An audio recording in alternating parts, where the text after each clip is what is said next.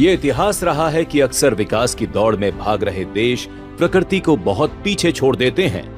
लेकिन मोदी सरकार में एक तरफ भारत ने प्रगति के नए कीर्तिमान भी बनाए और दूसरी तरफ प्रकृति को सहेज कर भी रखा।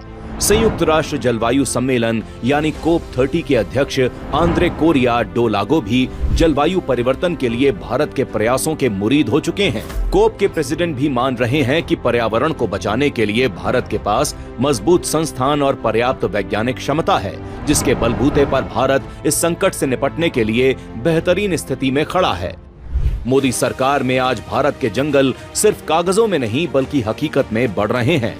400 नगर वन, 200 नगर वाटिकाएं गांव और शहरों में भारत के हरित भविष्य की नींव रख रहे हैं।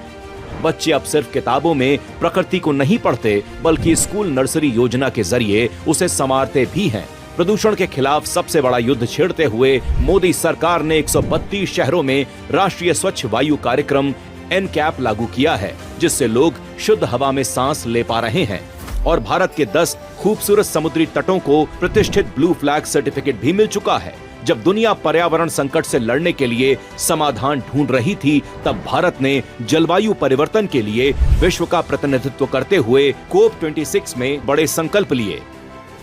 2030 तक 500 गीगावाट अक्षय ऊर्जा उत्पादन की क्षमता, 2030 तक कुल ऊर्जा में 50% अक्षय ऊर्जा की भागीदारी और 2070 तक भारत का नेट जीरो कार्बन उत्सर्जन लक्ष्य। जहां कभी वन्य जीवों पर लुप्त होने का खतरा था, वहां भारत जंगलों को फिर से बसा रहा है। बाघों, एशियाई शेरों, गैंडों और हाथियों की संख्या बढ़ रही है।